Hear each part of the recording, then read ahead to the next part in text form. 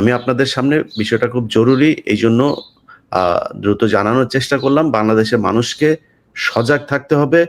বিশেষ করে বিএনপির ভাইদের কাছে অনুরোধ, দেখেন সামনে নির্বাচন হবে, নির্বাচন হইতেই হবে।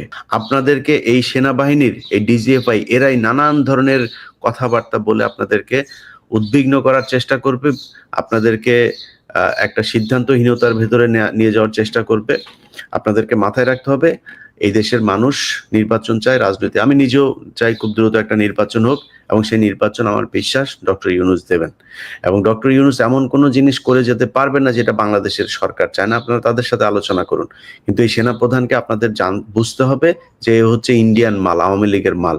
এই আওয়ামী লীগের মালের কথাবার্তা শুনে আপনারা সরকারের বিরুদ্ধে কোনো ধরনের উস্কানিমূলক বক্তব্য, কার্যক্রম কোনো কিছু করবেন না, এটা আমাদের প্রত্যাশা। ছাত্র ভাইদেরকে বলবো, ভাই দেখেন আপনাদের হাতে এখনো সময় আছে, আপনাদেরকে প্রমাণ করতে হবে যে আপনারা আসলে দেশপ্রেমিক। এই আসিফ নজরুল থেকে সরায় আপনারা যদি 6 মাস সময়ও পান, এই 6 মাসে দেখায় যেতে হবে যে না, বাংলাদেশে আসলেই একটা ভালো কিছু আপনারা করে গেছে। সেটার জন্য আসিফ নজরুলকে এখান থেকে সরাইতে হবে। আর অন্যান্য যারা আছেন, যেসব ইউটিউবাররা ভাড়াটে হিসাবে খাটছেন, আপনাদেরকে আমরা খুব ভালো করে জানি।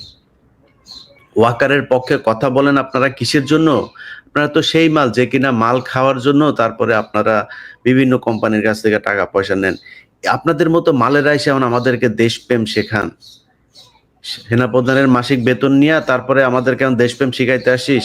তোরও পেছন দিয়া ঢুকাবে শালার। তুই জানিস না তুই যে দেশে কয়দিন পরে যাবি, যাওয়ার পরে তারপর তোরেও তো পেদাবে। তুই সেনাপ্রধানের ফাঁদে পা দিয়েছিস 2,70,000 80,000 টাকা বেতনের জন্য। এই সেনাপ্রধান আওয়ামী লীগকে চায় আনতে। তুই বুঝতেছিস সামনে কি অবস্থা? আওয়ামী লীগকে আনবে, ভারতকে আবার বিভিন্ন জায়গায় তাদের জায়গাগুলো সুন্দর করে দিবে। এটা হচ্ছে সেনাপ্রধান।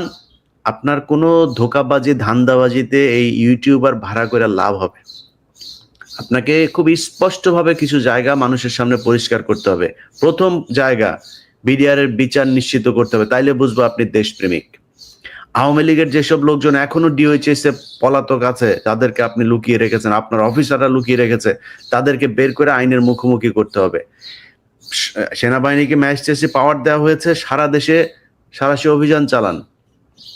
অভিযান চালায় আওয়ামী লীগের লোকজনকে ধরেন। অস্ত্র কারা এতদিন অস্ত্রবাজি করেছে, মামলার আসামি কারা, তাদেরকে ধরেন। আপনারা কোনো কিছুই করেন না। আপনি উল্টা বলছেন সরকার, আপনারা কি ব্যারাকে রাখা হয়েছে? আপনাকে ম্যাজিস্ট্রেসি পাওয়ার দিয়ে বাইরে রাখা হয়েছে। আপনি কারে দোষ চাপান? আপনি প্যারালাল গভর্নমেন্ট হিসাবে আপনাকে কাজ করার ক্ষমতা দেওয়া হয়েছে, আপনি এসে ইউনূসের উপরে দোষ চাপাচ্ছেন। যাই হোক, আমরা বিষয়টি নিয়ে প্রচন্ড রকমের উদ্বিগ্ন, আমরা নিজেরাও। সো আমরা দেশবাসীকে বিষয়টা পরিষ্কার করার চেষ্টা করেছি আমি আমার জায়গা থেকে। আশা করি আপনারা বুঝতে পেরেছেন। সবাইকে সজাগ থাকতে হবে প্রতিটা মুহূর্ত পর্যন্ত, যতক্ষণ না পর্যন্ত বাংলাদেশে একটা নির্বাচিত সরকার না আসছে। তারেক রহমান আপনাদের কাছে ভাই, অনেকের কাছে আমার মনে হইতে পারে যে আমি এখন হয়তো বা আপনার কারো পক্ষে, ভাই আমি কারো পক্ষে যে কথা বলি না, এটা কয়দিন মানে যখন একজন আজকে বলেন তার পক্ষে বলি, পরশুদিন বুঝতে পারেন যে না, এটা আসলে এর লোক না। সো আশা করি দিন শেষে বুঝতে পারবেন। ভাই বিশ্বাস করেন, বাংলাদেশে যদি নাকি একটা নির্বাচিত সরকার আসে এবং সেটার প্রধান যদি নাকি তারেক রহমান হন, আমি আপনাদেরকে কথা দিলাম, মানে আমি আমার নিজের জায়গা থেকে আমি যতটুকু বুঝতে শিখেছি তারেক রহমানকে, বিএনপির বিগত দিনে যে সরকার ছিল তার চেয়ে অনেক ভালো কিছু একটা দেখবেন। আমি আপনাদেরকে কথা দিলাম। যদি নাকি খারাপ কিছু দেখেন, যদি অন্যরকম কিছু হয়, লুটপাট হয়, তারেক রহমান বিদেশি কোনো শক্তির হয়ে কাজ করে, আমি বললাম আমি ফার্স্ট পার্সন হব যে কিনা আপনাদের সাথে দাঁড়াবো, তারেক রহমানের বিরুদ্ধে দাঁড়াবো। কিন্তু আমি এখন পর্যন্ত তারেক রহমান সম্পর্কে, তারেক রহমানের এখনকার যেই তার চিন্তা ভাবনা, তার যেসব মানুষজনের সাথে তিনি এই রাষ্ট্র নিয়ে কথা বলেন, আমি সেটা থেকে আপনাদেরকে বলছি যে তারেক রহমান একটা ভালো কিছু আপনাদের সামনে। এখন আপনি যে বিএনপিকে দেখছেন, বিএনপি এরকম থাকবে না, বিশ্বাস করেন, এরকম থাকবে না। বিএনপির অনেক নেতা আছে যাদের উপরে তারেক রহমানের শতভাগ কর্তৃত্ব নাই, যে কারণে অনেক কিছু তিনি করতে পারছেন না। চাইলেও অনেক ব্যাপারে তিনি এখন নিশ্চুপ থাকছেন, তিনি দেশে ফিরলে সেটা দেখতে পারবেন। সো আমরাও চাই। আর যদি জামাত আসে, আমাদের জামাতকে নিয়েও কোনো বড় ধরনের কোনো অভিযোগ নাই যে জামাত এসে তারপরে দেশকে বিক্রি করে দেবে। তাদের কিছু নেতা আছে যারা কিনা রয়ের সাথে কানেক্টেড, নানানভাবে জামাতকে বিতর্কিত করার চেষ্টা করছে। তো এটার ব্যাপারে আমার কোনো আপত্তি নাই। তারাও যদি আসে আমি মনে করি দেশ নিশ্চিন্ত একটা জায়গায় যাবে। যারাই ক্ষমতায় আসুক, বিএনপি কিংবা জামাত কিংবা এনসিপি, আমি মনে করি যে এই দেশ একটা ভালো জায়গায় যাবে। সো সেই দিন পর্যন্ত বাংলাদেশের প্রতিটা মানুষকে নিরাপত্তা প্রহরীর মতো এই দেশকে পাহারা দিতে হবে।